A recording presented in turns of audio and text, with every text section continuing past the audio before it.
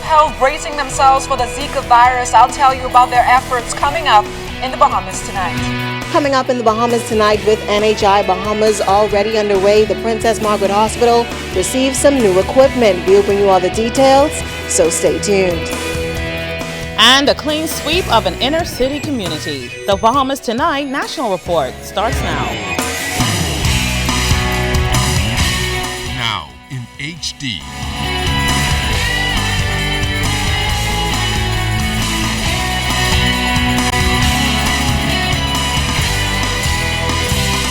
ZNS Network presents The Bahamas Tonight.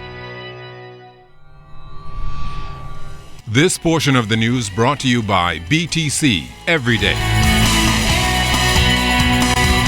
Health officials on heightened alert as the Zika virus spreads across the Americas. Good evening, Bahamas. I'm Altaviz Munnings. And I'm Charisma Robinson.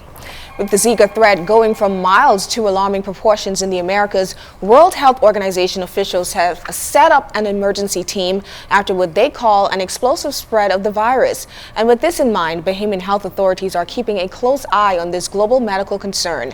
Today, the Ministry of Health partnered with Environmental Health and the Pan American Health Organization in implementing a strategy to tackle the spread of the mosquito-borne virus. LaDon Davis tells us that health officials are prepared should the virus make its way to our shores. At this time for Zika. It's this shocking statement, along with some 4,000 reported cases of the Zika virus in Brazil and widespread alarm of the virus in some 22 countries, including the United States, which prompted local health officials to fully prepare themselves for the Aedes aegypti mosquito-borne Zika virus. The virus emanates from the same aggressive mosquito which causes the dengue fever, and 8 to 10 people are most likely to have symptoms which last up to a week. And these include a fever, a skin rash, joint and muscle pains, red watery eyes, headaches, and weakness. If you're experiencing these symptoms, drugs like ibuprofen and Advil should not be taken. PAHO Representative Jerry Eikemans says the World Health Organization has called an emergency meeting to map out ways to respond to the increasing number of cases in the region. Because of this concern, this morning, WHO Director Dr. Chan said that she will call a special meeting of an emergency committee to the International Health Regulations on Monday, the 1st of February.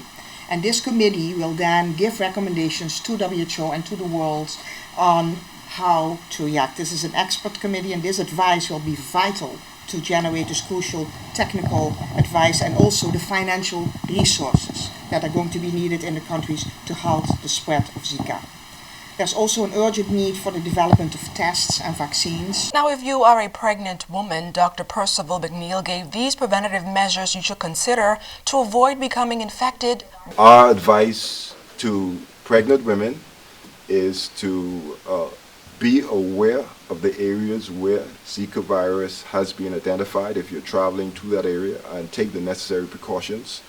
So far, the preventive measures recommended are to wear long clothing if the weather allows, and to use insect repellents. The CDC has listed a number of insect repellents which are safe to use both in pregnancy and in babies. The pediatrician also stressed that if these precautions are not met, those babies could be born with birth defects. Normally in pregnancy, a baby develops over a 9-month period. The brain in itself develops in the first 3 months or so. And it is believed that exposure to the Zika virus during that critical 3 months of brain development is what affects the microcephaly or small heads.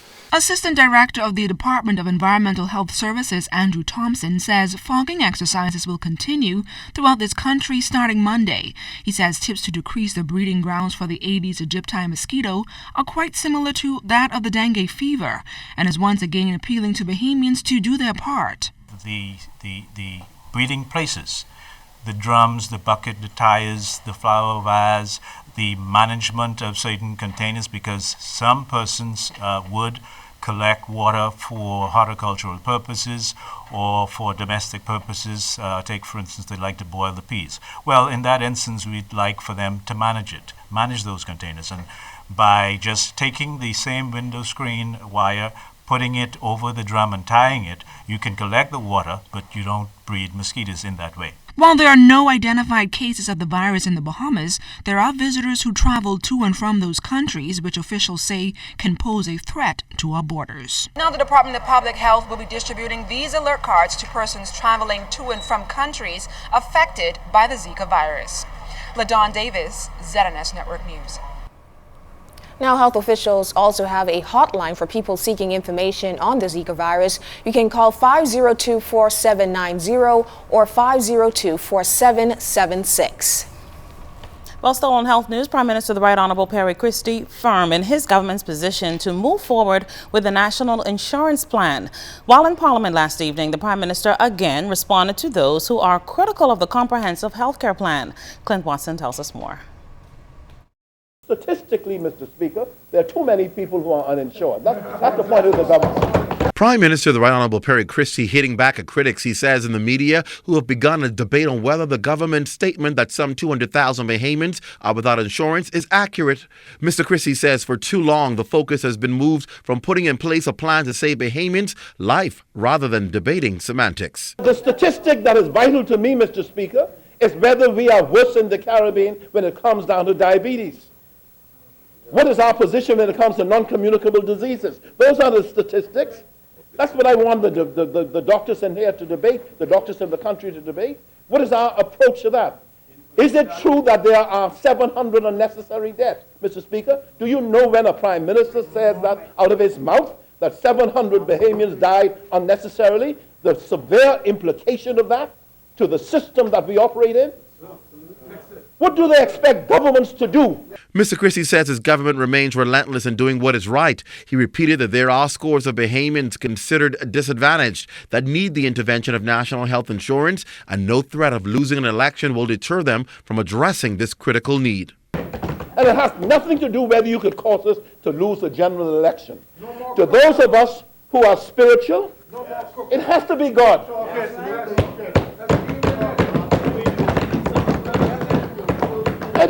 There is no need to compromise. What we do is on that. That is why doctors have agreed with it.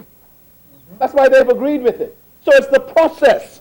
It is the systems. It is the amount of money in different areas. Then let us sit down and debate and discuss those things with a view to agreeing to help the people of this country, Mr. Speaker, in a way that they will be helped at the end of this process. Clint Watson, ZNS Network News.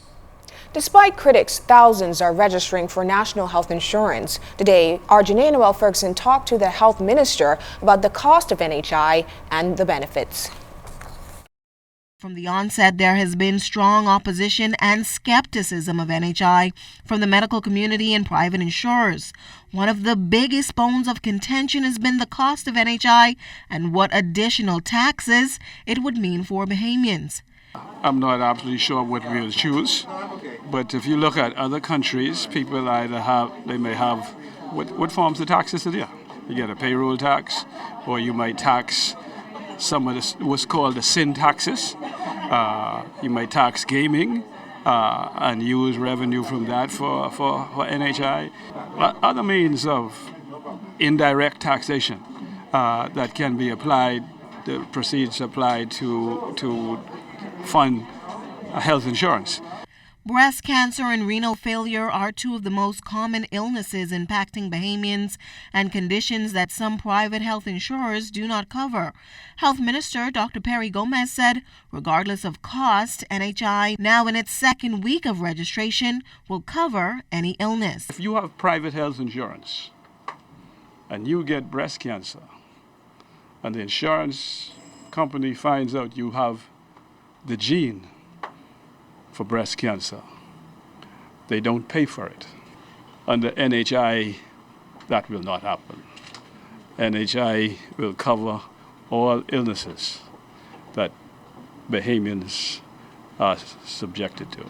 His comments came as the Ministry of Health received 8 new dialysis machines from the Tribune Group and FYP, 2 earmarked for Grand Bahama. PMH also received 2 mammogram workstations courtesy of Marathon Bahamas. Gomez said it's a perfect example of strengthening and improving the healthcare system, an initiative taking place across the country.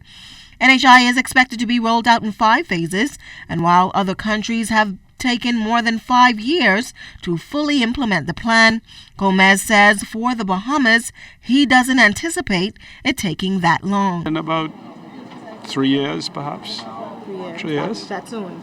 Yeah, I'm an optimist, I'm an eternal optimist. The second phase of enrollment is expected by early summer 2016.